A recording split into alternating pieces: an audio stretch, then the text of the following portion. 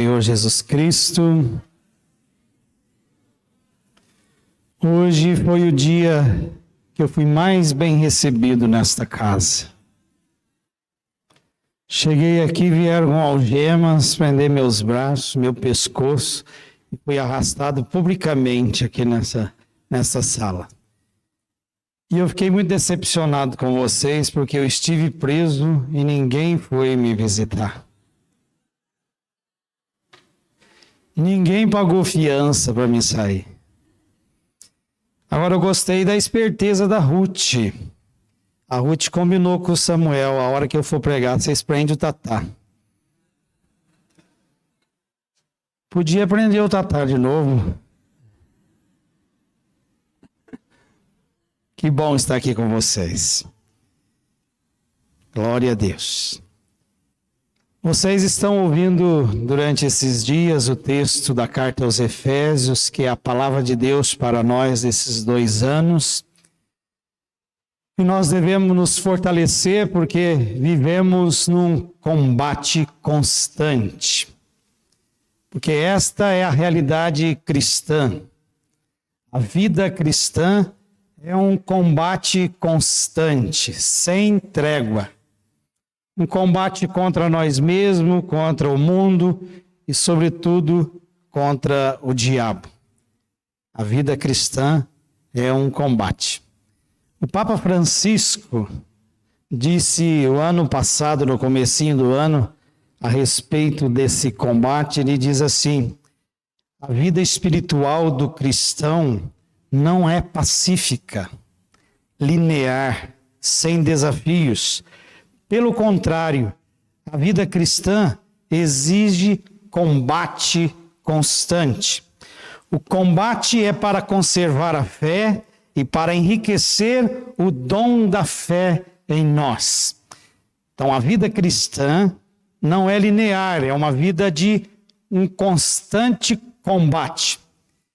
E este combate é para fortalecer a nossa fé. Deus proporciona estas situações na nossa vida para que a gente fortaleça na fé. Nós conhecemos muito bem o texto lá no livro de Eclesiástico, que fala: meu filho, se apresentares para servir o Senhor, prepara-te para a prova, para a provação. Assim como o ouro é provado no fogo, a fé é provada na humilhação, no combate, no dia a dia. É necessário o combate. No capítulo 11 do Evangelho de Mateus, no versículo 12, se você quiser abrir aí, pode abrir o seu texto, capítulo 11 do Evangelho de Mateus, no versículo 12. Mateus capítulo 11, versículo 12. Jesus vai dizer assim: desde os dias de João Batista até agora, o reino dos céus sofre violência, e são os violentos que se apoderam dele. Mateus capítulo 11, o versículo 12.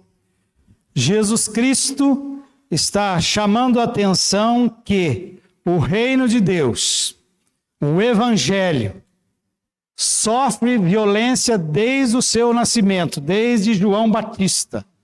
O reino de Deus sofre violência. Os cristãos são perseguidos. O Evangelho de Jesus Cristo é perseguido. Você, como um cristão, você é perseguido. Desde o começo, o próprio Jesus Cristo, fundador do cristianismo, ele foi perseguido, morto na cruz. O reino dos céus sofre violência.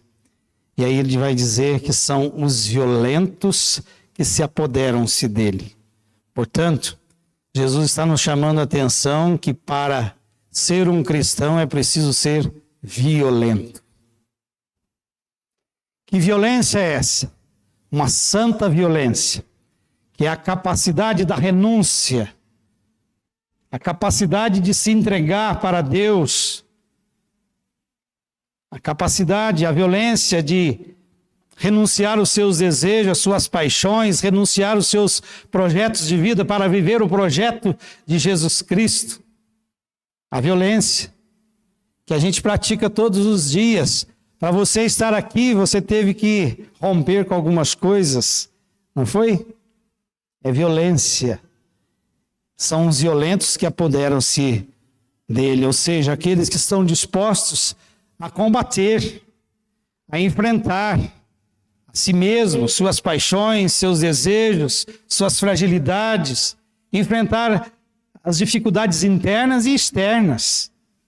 O reino de Deus sofre violência, e são os violentos, os corajosos, os briguentos, que apoderam-se do reino de Deus. Olha para esse briguento que está aí do seu lado. Você é briguenta, você é briguento.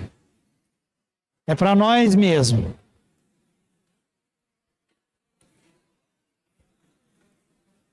O reino de Deus não é para frouxa.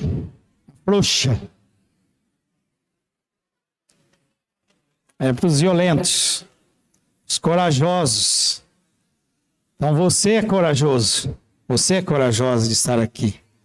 Então você é um violento, você é uma violenta. Nós vimos nesse texto do Efésios, até aqui, acabamos de ouvir agora há pouco sobre o capacete da salvação. Nós vimos que São Paulo apresenta-nos as armas de defesa, que nós precisamos nos defender, precisamos nos proteger. Faz parte da arte da guerra o defender-se, o proteger-se contra o inimigo.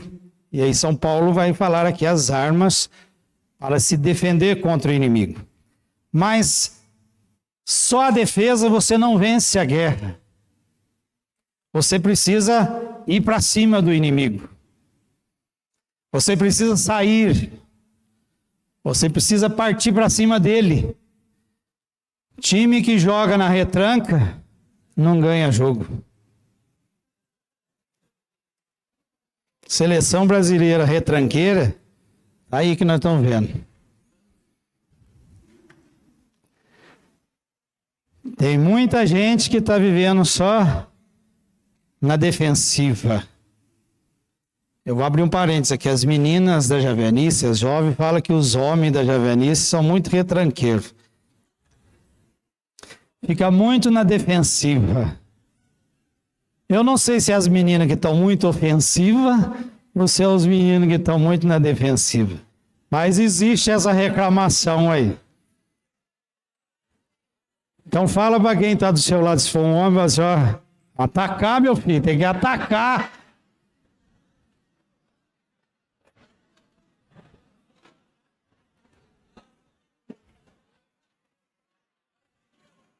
Senão vai ficar sorteiro pro resto da vida.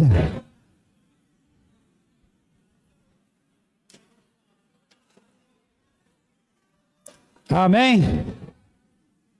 As meninas gostaram, hein? Sentiu tocada por essa palavra. Tocado. Meus irmãos, não se vence uma batalha só se defendendo. Você precisa conquistar territórios de inimigo. Você só vence uma batalha quando você finca a bandeira no território inimigo. Aqui agora pertence a mim, pertence a nós. Se você ficar na defensiva, rezando, se protegendo, que tem que ser feito isso, precisamos fazer isso. Mas se nós não partirmos para cima do inimigo, você não vence a batalha. Você tem que conquistar territórios. É só nós olharmos para a nossa espiritualidade javenice, o texto de fundação da javenice, é Êxodo capítulo 17, a partir do versículo 8. Moisés reza, se defende, se protege, mas Josué vai para cima. Josué não vai estar lá no monte rezando junto com Moisés. Ele organiza o serviço de combate, chama os melhores homens e vai para cima. A terra foi conquistada, não é um pessoal fazendo um cerco, dando a mão, fazendo um cerco em volta de Jericó e rezando, vamos pedir para a muralha cair. Não, eles tiveram que partir para cima. Eles tiveram que combater o inimigo, ir para cima do inimigo, conquistar território. A terra prometida foi conquistada. Não caiu do céu. Deus prometeu. Mas para conquistar foi preciso combate. Foi preciso ir para cima do inimigo. Por isso, Moisés reza e Josué luta. Vai para cima de Amaleque. Nós não podemos ficar na espreita, ficar esperando, aguardando o Amaleque que fica fazendo gracinha, insultando o exército de Deus. Nós conhecemos um outro texto também lá no livro de Samuel, o combate contra Golias. Golias, o gigante filisteu, e saía à frente das fileiras do exército dos judeus, dos hebreus, e insultava. E eles ficavam cada dia mais com medo, se apequenavam. E o gigante crescia cada vez mais. Até que apareceu um jovem e falou assim: eu vou lutar com ele. Davi foi lá falar para Samuel: eu vou lutar com ele. Vai mostrar para ele quem que é o nosso Deus. E ficou lá rezando, orando, para ele cair? Não, partiu para cima. Com aquilo que ele tinha, com a arma que ele tinha, ele partiu para cima e derrubou o filisteu, e não estando satisfeito de derrubar, cortou o pescoço, cortou a cabeça, e saiu com a cabeça na mão. Não tem que ficar com dó do inimigo, não. Tem que partir para cima. Então nós vemos a necessidade desse ir para cima. A defesa é de suma importância para se proteger, mas a iniciativa, o ataque são essenciais para romper a defesa do inimigo e forçar a rendição e conquistar a vitória. Por isso o Papa Francisco vai falar: tem que sair. Eu prefiro uma igreja ferida, machucada, no combate, no dia a dia, do que uma igreja recuada, fechada dentro de si. É preciso sair. Sair de nós mesmos, sair das nossas seguranças, das nossas acomodações eclesiais. É preciso sair. Fala para quem está do seu lado: é preciso sair, irmão.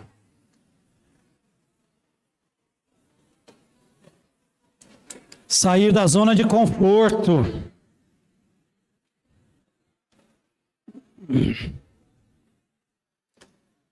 É preciso sair da zona de conforto.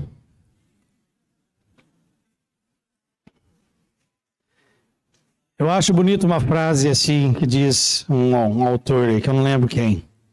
Deve ser Santo Agostinho. Se não for, deveria ter falado isso. Deus está ali, logo depois da sua zona de conforto. Deus está ali, logo depois da sua zona de conforto. Você quer fazer uma experiência de Deus, uma experiência poderosa de Deus? Saia do seu conforto. Saia da sua zona de segurança. É preciso sair e partir para cima.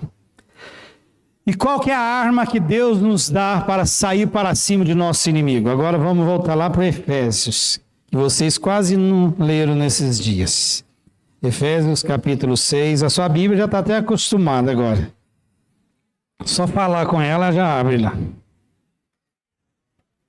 Qual que é a arma que Deus nos deu e nos dá para partir para cima do inimigo?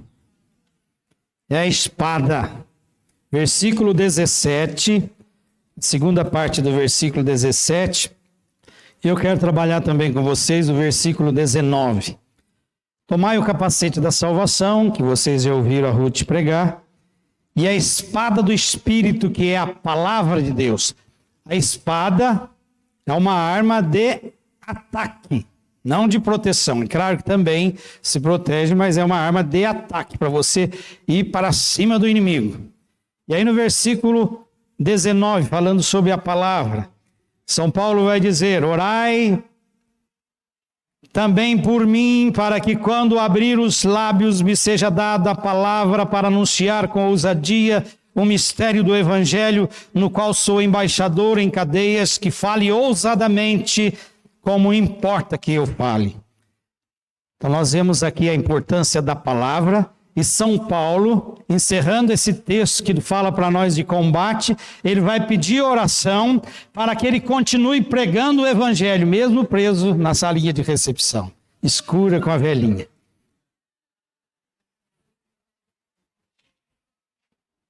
São Paulo vai pedir oração para continuar anunciando a palavra de Deus.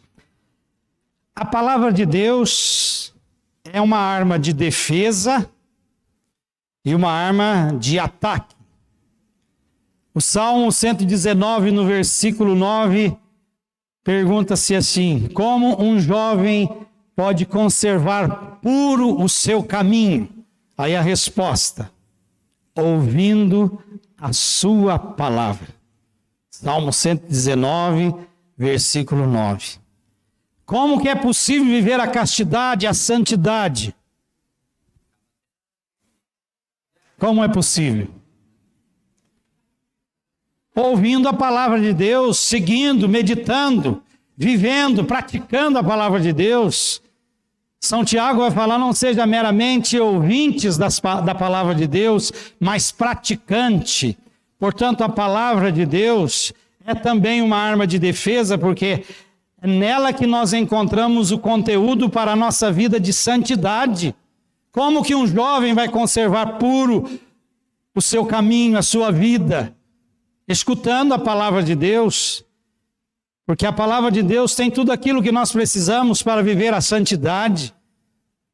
Então você precisa escutar mais a palavra de Deus, meditar mais a palavra de Deus, que ela é uma arma poderosa de defesa contra o inimigo.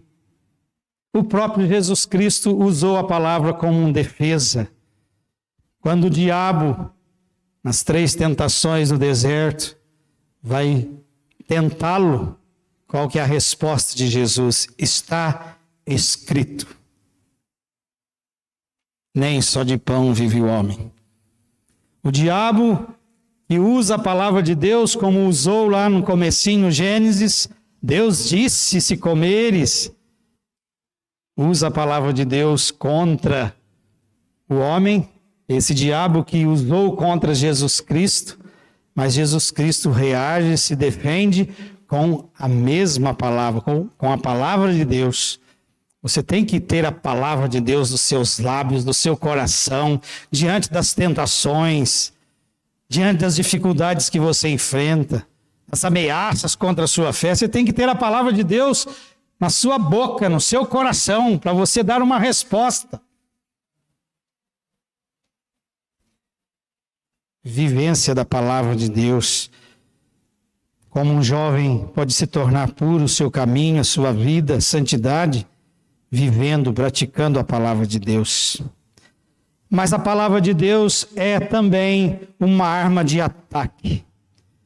O livro do profeta Jeremias, no capítulo 23, 29, diz assim: a palavra é como um fogo e como um martelo que arrebenta a rocha. A palavra de Deus é como um fogo e como um martelo que arrebenta a rocha. Tal é o seu poder, a sua força, que arrebenta os cedros do Líbano. Um outro texto vai dizer isso. Tal é o poder da palavra de Deus. O poder de mudar, de transformar. A palavra de Deus que tem o poder de corrigir, de exortar, de confortar. Como fala a carta aos Timóteos. A palavra de Deus tem o poder de transformar. Ela não volta sem produzir o seu efeito. Você crê nisso? É o Senhor quem promete isso. A palavra não volta sem produzir o seu efeito. Porque ela é poderosa, porque ela é viva, ela é eficaz, ela realiza aquilo que ela diz. Não é uma palavra qualquer, não é uma palavra humana, é palavra de Deus. Porque essa palavra é Deus. É Jesus Cristo. E Jesus Cristo é Deus. E ao nome de Jesus Cristo, todo joelho se dobra no céu, na terra e nos infernos. É o poder da palavra. Portanto, meus irmãos, é preciso anunciar a palavra. O reino de Deus só será implantado no nosso meio se essa palavra for o critério, o valor de todo ser humano. E o desejo de Deus, o projeto de Deus é que o mundo e todas as pessoas estejam submissas a Cristo Jesus. E o reino dele se implante em todos os lugares da terra. E se tiver vida fora da terra também. Porque Jesus Cristo é o Senhor. Portanto, é preciso evangelizar, é preciso levar essa palavra de Deus às outras pessoas de maneira pública, pessoal. Nós vamos ver isso, como deve ser feito. Mas São Paulo vai dizer na carta aos Timóteos: proclama a palavra no tempo oportuno e inoportuno. No tempo em que está fácil e no tempo que não está tão fácil assim. No tempo das situações possíveis e impossíveis, favoráveis ou não. Nós temos que anunciar o Evangelho. Nós temos que anunciar a palavra de Deus. E se nós quisermos um mundo diferente, nós precisamos falar, testemunhar, usar esta espada que é a palavra de Deus. Nós temos que pregar a palavra. Nós temos que anunciar a palavra. Fala para quem está do seu lado, você tem que anunciar a palavra, irmão. Você tem que anunciar oportuno e inoportunamente.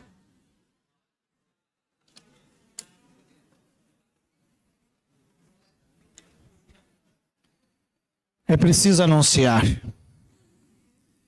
O cardeal Martini, que era arcebispo de Milão,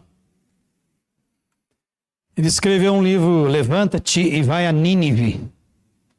É um projeto de evangelização da arquidiocese de Milão, né? E esse texto é interessante que ele coloca ali as formas de evangelizar, porque muitas vezes nós resumimos só na pregação do evangelho, só não, na pregação do evangelho, de maneira pública.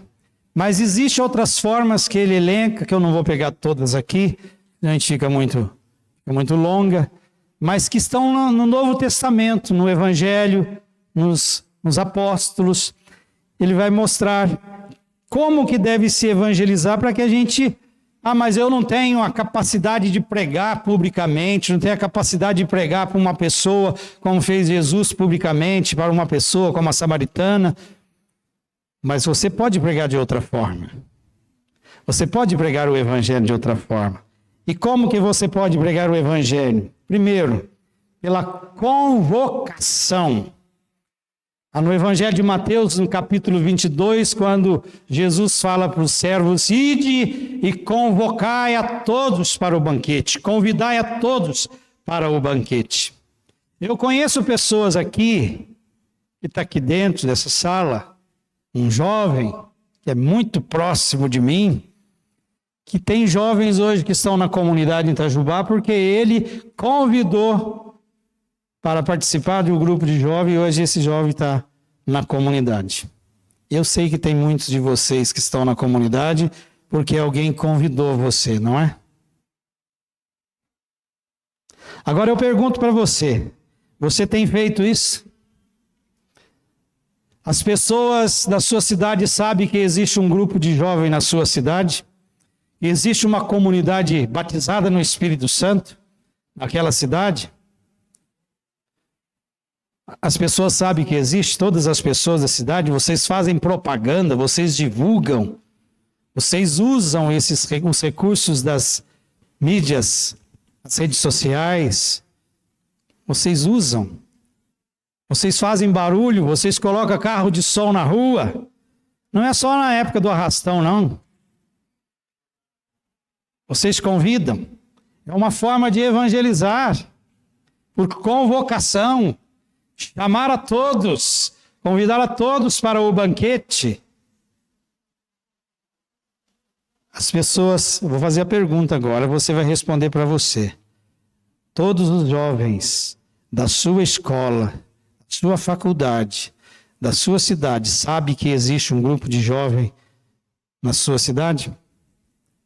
Sim ou não?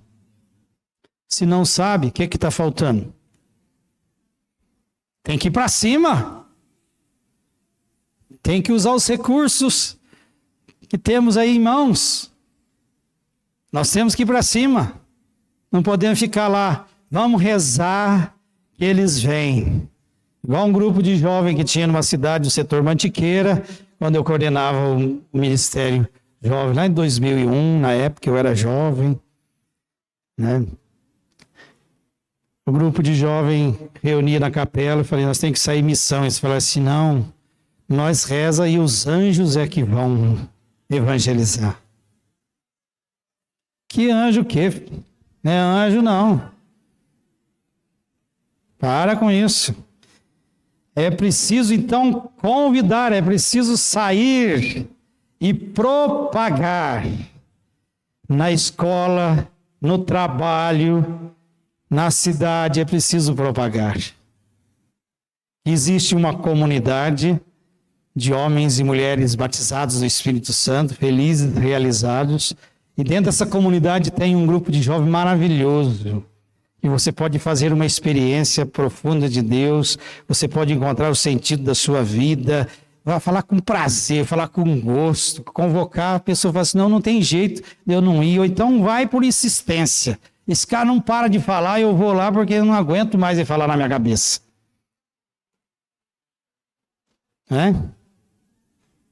É preciso falar. Uma outra forma de evangelizar, por irradiação, como a lâmpada. Jesus Cristo vai falar, temos que ser como a lâmpada colocada no pedestal. Nós temos que iluminar a vida das pessoas. Nós não podemos ter medo de se esconder. Nós não podemos ter medo de ser o que somos. Você não pode negar a sua fé, o seu estilo de vida, o seu jeito de viver, dentro da escola, do trabalho, onde você estiver. Você tem que ser luz. Você tem que iluminar a vida das pessoas. Você tem que influenciar a vida das pessoas.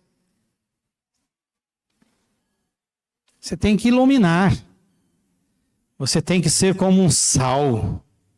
Dar sabor à vida das pessoas. Não pode ser um sal insosso, que não tem gosto. Você tem que ser um cristão que dá sabor à vida das pessoas. Aonde você está, as pessoas, é gostoso ficar junto com ele, com ela. Não é aquela pessoa que gangorra, né? Amigo gangorra. Quando um senta, o outro levanta. Quando você chega, todo mundo levanta. Você já viu um amigo assim? Quando um senta, todo mundo levanta. Mas você tem que ser uma pessoa que ilumina a vida das pessoas. São Pedro vai dizer assim na sua carta, no capítulo 1, na primeira carta, no capítulo 2, versículo 12. Seja bom o vosso comportamento entre os gentios, para que mesmo que falem mal de vós, como se fossem malfeitores, vendo as suas boas obras, glorifiquem a Deus. Vendo as suas boas obras, mesmo que possam criticar você, falar mal de você, como um malfeitor, mas quando vê a sua obra, eles vão glorificar a Deus. Isso é pregar o Evangelho. Isso é anunciar a palavra com a sua vida. Uma outra forma de evangelizar é por contágio. Contagiar com a nossa alegria, pela fé jubilosa. Nós não podemos, gente, vocês jovens, todos nós cristãos, o cristianismo, a vida de fé não pode ser aquela coisa, ai, que coisa difícil, aquela coisa pesada, é um fardo coordenar a juventude, é um fardo. Que fardo? É alegria, é graça, é satisfação, é realização de nossa vocação. Nós temos que contagiar o mundo com a nossa alegria, uma fé jubilosa. O Papa Francisco, na Gaudium Evangelium, ele vai dizer lá no comecinho, já começando a palavra, a frase: alegria do Evangelho enche o coração e a vida inteira daqueles que se encontram com Jesus Cristo. Nós que encontramos com Jesus Cristo, nós somos pessoas alegres, realizadas, felizes, de bem com a vida. Por isso não dá para entender, gente, com todo respeito, esses jovens que se dizem cristãos e que se vestem uma sopa, essas meninas aí. Gente, mas como é que elas ficam feias, rapaz? Com os cabelos escorridos. Ou as pessoas olhar para aquilo, um jovem olhar para uma menina daquela, um jovem que não crê em Deus, olhar para uma menina daquela, um rapaz daquele, se eu fosse desconvertido, eu não queria ser cristão nunca. Primeiro que está no meio de umas mulherzadas feias dessa, eu não quero. Gente, é preciso demonstrar a sua realização como um jovem Cristo, como alguém que teve uma experiência de Cristo Jesus. É preciso ser feliz. Não pode ser aquela coisa escorrida, aquela coisa assim. Tem umas meninas lá em Itajubá que não é do Jovem Cristo. É de outra igreja. É de uma igreja evangélica que tem lá. Olha, dá um desanimo na gente de ver aquilo. Você olha e fala assim, não dá para ser cristão, não. Aquela tristeza. Porque a gente acha que o santo era uma pessoa triste, aquela coisinha. Não, o santo era pessoas realizadas, felizes, bem-aventurados. O nosso Deus é bem-aventurado. Nosso Deus é realizado, Ele é perfeito, Ele é feliz. O Papa não é Papa não. O Cardeal Raniero não vai ser também. O Cardeal Raniero Cantalamessa, ele fala que podemos dizer para uma criança que Deus é perfeitíssimo, para facilitar podemos dizer que Deus é um ser felicíssimo, é a mesma coisa. Deus é um ser felicíssimo. E o Catecismo da Igreja Católica vai falar isso no capítulo 1. Deus que é bem-aventurado em si mesmo, bem-aventurado, feliz, realizado plenamente, um ser alegre. Criou o homem e colocou no seu coração um desejo de felicidade para atrair a ele, porque só ele pode realizar esse desejo de felicidade. E se nós não encontramos, se nós experimentamos, nós somos pessoas, como diz o Papa, cheias de felicidade. A alegria do Evangelho enche o coração e a vida inteira daqueles que se encontram com Jesus Cristo. A alegria jubilosa da samaritana que saiu correndo, gritando, descabelada, dizendo: venham ver aquele que disse tudo de mim. E os samaritanos ficaram impressionados, falaram assim: vamos lá ver o que aconteceu com essa mulher, porque mudou. Essa mulher é carrancuda, essa mulher é difícil, a cara desanimada, porque ia meio-dia buscar água para não encontrar com ninguém, não gostava de conversar com ninguém. Agora essa mulher é desse jeito. Vamos lá ver o que aconteceu. Alguma coisa aconteceu. E eles viram, se apaixonaram por Jesus Cristo. Então fala para quem está do seu lado, você tem que ser alegre, abençoado.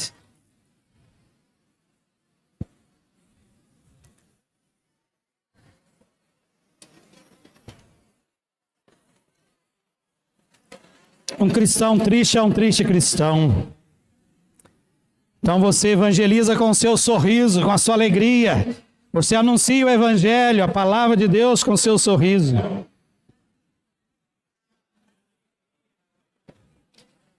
Você tem que contagiar as pessoas com a sua alegria. E uma outra forma de evangelizar, de anunciar a palavra, é por levedura, como um fermento. Um fermento na massa. Aqui é a influência na cultura, a influência na sua escola. Ah, mas eu sou tão pequenininho, o fermento é pouca coisa. O que aparece é o pão, não é o fermento. Alguém vai comer um pão gostoso e fala assim, que fermento gostoso. Não. O fermento ninguém vê, ninguém sabe se tem ou se não tem. É o fermento na massa. Nós precisamos influenciar a cultura, nós precisamos influenciar a arte. Nós temos que ser influenciadores, influenciar a vida das pessoas. Eu acho engraçado assim, aquele jovem está andando com má companhia. E porque ele anda com má companhia, ele foi influenciado pela má companhia. E por que a boa companhia não influencia também? Se o mal influencia a maldade, por que o bem não tem que influenciar a vida das pessoas? Aí você vai escutar a mãe, o pai daquele sujeito e fala assim, está andando com aquele sujeito lá da Guadalupe, vai influenciar ele. Mas é isso mesmo. Ele está andando com aquela turma da Javenice e vai ficar contaminado, vai ficar mesmo. E tem que ficar. Tem que ficar contagiado, tem que ficar contaminado no bom sentido. Você tem que ser influente. Você tem que fazer a diferença no lugar que você está. Você tem que fazer a diferença, você tem que ser diferente e fazer a diferença. Isso é evangelizar. Isso é proclamar o evangelho. Nós precisamos influenciar a cultura, a política. Nós temos que ser influentes. Não é ficar guardando para nós.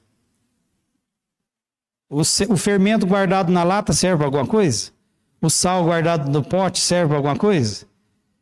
O sal só vai servir se colocar na comida. O fermento só vai servir para alguma coisa se colocar na massa.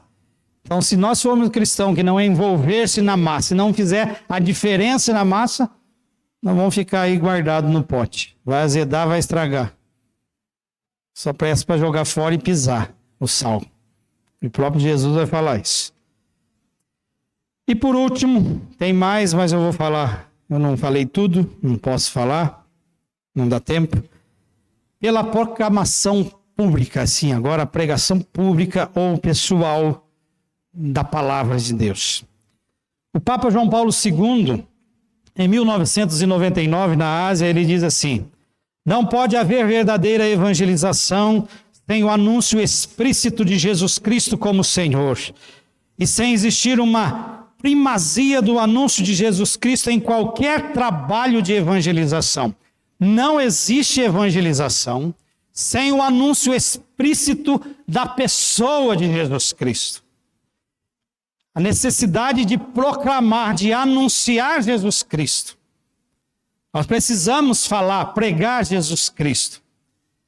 Porque Jesus Cristo é o querigma. É a boa nova. Nós precisamos pregar a boa nova. Portanto, irmãos, não é catequese que nós temos que dar.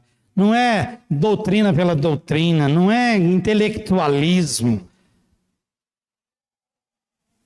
Não é filosofia. Não é política, partido político que nós anunciamos. Nós anunciamos Jesus Cristo. E Jesus Cristo crucificado.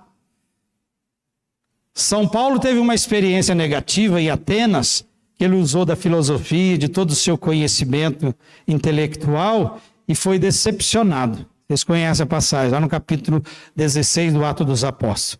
E usou todos os argumentos filosóficos da época e toda a sua sabedência.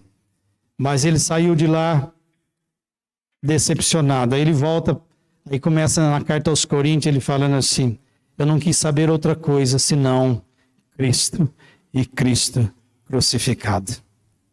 O que nós anunciamos? Leis, regras, normas, comportamento, vestimento, é isso que nós anunciamos? Não. Nós anunciamos Jesus Cristo. Porque Ele é a palavra. É Jesus Cristo. O Verbo encarnado. Nós não anunciamos regras, normas. E a gente começa a ver essas coisas também aparecer no nosso meio, regra, norma, comportamento. Nós não anunciamos essas coisas, nós anunciamos princípio, fundamento. Nós anunciamos Jesus Cristo. E a partir da experiência de Jesus Cristo, sim, aí nós organizamos a nossa vida.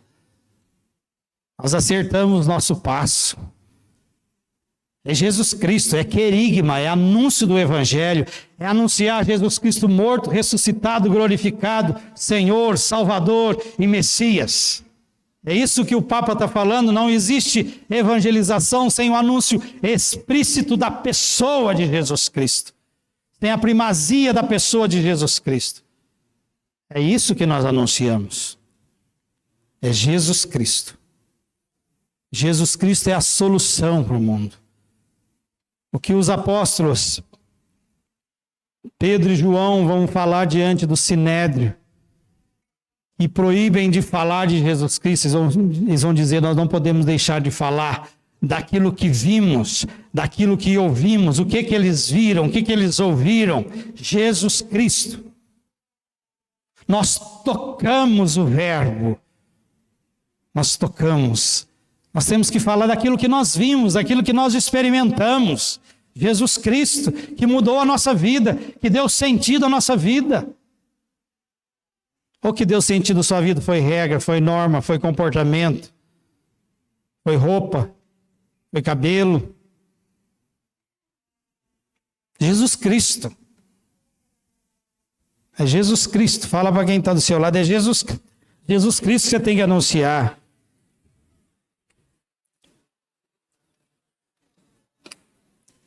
E nós anunciamos Jesus Cristo morto, ressuscitado, glorificado, Senhor, Salvador e Messias. O Cristo crucificado. O Raniero Catalamessa tem até um livro com esse título. Cristo crucificado. Nós pregamos o Cristo crucificado. Nós não pregamos fábulas, palavras que fazem cócegas aos ouvidos, como São Paulo vai chamar a atenção de Timóteo. Nós não pregamos essas coisas. Nós pregamos Jesus Cristo crucificado, que exige de nós uma mudança de vida, que exige de nós uma adesão a Ele, que exige de nós sacrifício, mortificação, que exige de nós combate, porque nós pregamos o Cristo crucificado. É um Cristo vitorioso, sim, glorificado, sim, mas é um Cristo crucificado. Se alguém quer me seguir, renuncie a si mesmo, tome a sua cruz e siga-me. É esse Jesus que nós pregamos. A radicalidade, não o radicalismo, mas a radicalidade ao Evangelho de Jesus Cristo. Jesus Cristo tem que ser o centro de nossas vidas, de minha vida, da sua vida. Aí São Paulo, então, vai pedir oração. Rezem por mim, orem por mim para que eu pregue com ousadia. Como que deve ser essa pregação, esse anúncio do Evangelho? De todas as formas que nós falamos aqui, tem que ser com ousadia, com coragem, sem medo das consequências. Com ousadia. Não é um Evangelho pregado com timidez. Nós não somos coitadinhos. Não somos. Nós somos valentes guerreiros. Você não é coitadinho. Você é portador de um tesouro, que é Jesus Cristo, que é a palavra de Deus. Nós não temos que se intimidar diante do mundo, gente. Você não tem que se intimidar diante do seu professor, diante dos seus colegas de escola, de trabalho. Você não tem que se intimidar. Você tem que levantar a cabeça, você tem que ficar de pé, você tem que falar, opa, aqui tem um cristão. Ousadia. Eu acho bonito aquele texto do Atos dos Apóstolos que os escribas, os sacerdotes falavam, mas como que Pedro e João pregam dessa forma? Eles são iletrados. Eles não têm capacidade humanas, mas eram homens cheios do Espírito Santo e começavam a falar com mais intrepidez ainda, com mais coragem. Nós temos que partir para cima com coragem, com intrepidez, com ousadia. Mesmo se a gente escuta não, mesmo se nós formos incompreendidos, mesmo se ninguém der ouvido para nós, nós temos que anunciar corajosamente. São Paulo vai falar isso, né? Reze por mim para que eu anuncie com ousadia o mistério do Evangelho. O mistério é Jesus Cristo, é Deus. Mas anunciar com ousadia significa com sinais, com prodígios. Nós temos que anunciar com sinais, com prodígios, porque o Espírito Santo acompanha, porque é o Espírito da palavra, diz aqui o texto, né? A espada do Espírito que é a palavra. É o Espírito que acompanha a palavra. O Espírito que dá vida à palavra. Portanto, esse Espírito que acompanha o pregador, a pregadora, o missionário, o evangelizador, é o Espírito de poder. E manifesta os dons, os carismas, sinais para que as pessoas creiam no Evangelho. E eu quero concluir com vocês Atos dos Apóstolos, capítulo 4. É um texto conhecido. Eu já peço o pessoal da moda já ir se ajeitando ali. O pessoal da música pode já se posicionando. A gente encerrar com esse texto. Capítulo 4. Versículo 29. Nós sabemos que o contexto aqui era de perseguição. Os apóstolos haviam sido soltos da prisão, voltados para a comunidade, partilharam o que aconteceu com eles, o que Deus fez através deles. Eles começaram a louvar a Deus, e a oração foi assim: de fato, o Senhor é contra o seu servo, Jesus Cristo, que ungistes, coligaram Herodes, Pilatos, todas as nações pagãs contra Jesus Cristo. E é isso mesmo, o Evangelho é perseguido desde João Batista. Por Pilatos, Herodes, sumos sacerdotes, os pagãos. Qual que é a reação dos apóstolos? Vamos parar de pregar, porque senão nós vamos presos de novo. Não vão levar nós no meio do povo algemado, no braço, pescoço, arrastar no meio, ninguém vai visitar nós. O que os apóstolos fizeram? Senhor, vai mais devagar aí, não faz sinais não, porque isso vai complicar a nossa vida. Vai mais devagar. O que eles pedem? 29, versículo 29 do capítulo 4. Agora, pois, Senhor, considere suas as ameaças. Senhor, o problema é seu, não é nosso. É o Senhor que tem que resolver. Isso aí não vamos ficar perdendo tempo resolvendo. Muitas vezes ficamos perdendo tempo para resolver coisas que não se resolvem. A gente coloca na mão de Deus. Você fica perdendo muito tempo com coisinha pequena. Não vai resolver, entrega para Deus. Entrega e continua o caminho. Considere suas, Senhor, essas ameaças e concede a teus servos que anunciem com intrepidez, com coragem, com ousadia a tua palavra, para que, ao estender as mãos, sinais, curas, prodígios aconteçam no meio de nós. Esse é o pedido que eles fazem. Esse é o pedido que nós temos que fazer para ir para cima do inimigo, porque foi isso que os apóstolos fizeram. Eles foram para cima, eles não recuaram. Eles não pararam de pregar o Evangelho porque foram presos, açoitados. Não, eles continuaram a pedir para ir para cima. Tem que ir para cima com a palavra de Deus, e eles vão rezar assim: agora, Senhor, considere suas as ameaças e concede a teus servos que anuncie e pregue com toda intrepidez tua palavra, enquanto estende a mão para que se realize curas, sinais e prodígios pelo nome do teu santo servo Jesus, tendo eles assim orado. Vocês querem que Deus escute a oração? Reze assim. Tendo assim orado, tremeu o lugar onde se achavam reunidos e todos ficaram repletos do Espírito Santo, continuando a anunciar com intrepidez a palavra de Deus. Foram para cima. Pediram o poder do Espírito Santo para irem para cima. Irmãos, nós podemos fazer como Paulo nesse texto. Reze por mim, para que eu seja batizado no Espírito Santo. Reze por mim para que Deus coloque nos meus lábios a tua palavra.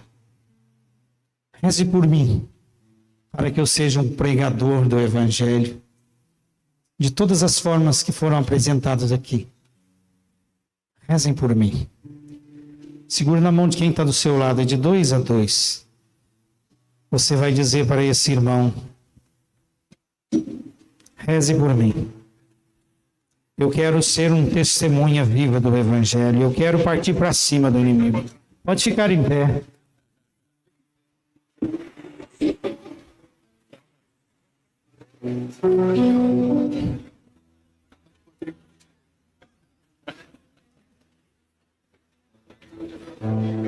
A vitória na guerra não vem do número do soldado, mas da força que vem do alto. É da força que vem do alto a nossa vitória. E essa força tem um nome. É o Espírito Santo.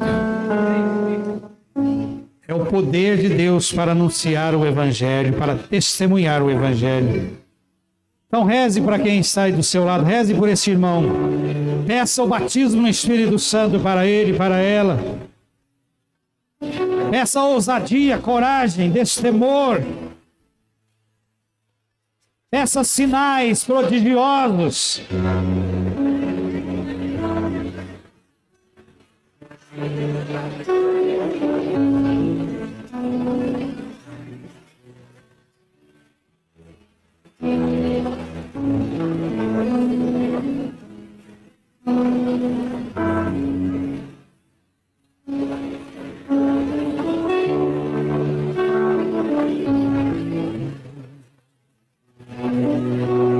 Nós precisamos desse poder, Senhor, para sair ao encontro das pessoas, das famílias, dos jovens que estão nas drogas, que estão numa vida perdida, Senhor, para anunciar a alegria do Evangelho, para anunciar o Teu nome, Senhor. Nós queremos sair e resgatar almas. Estão prisioneiras, Senhor, do inimigo. São reféns do inimigo. Nós queremos sair nas praças, nas ruas, nas escolas.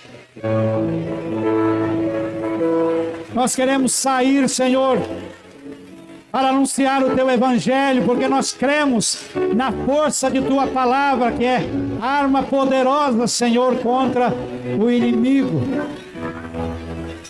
Derrama sobre nós o Espírito Santo, Senhor. Nós queremos ser violentos. Nós queremos ir para cima, Senhor. Nós queremos sair de nossos comodismos, de nossas desculpas, de nossos medos, de nossa timidez. Nós queremos ousadia, coragem. Nós queremos conquistar mais jovens para o Senhor. Nós queremos, Senhor, invadir os territórios inimigos com a Tua palavra poderosa, Senhor. Dai-nos unção, dai-nos poder, Senhor.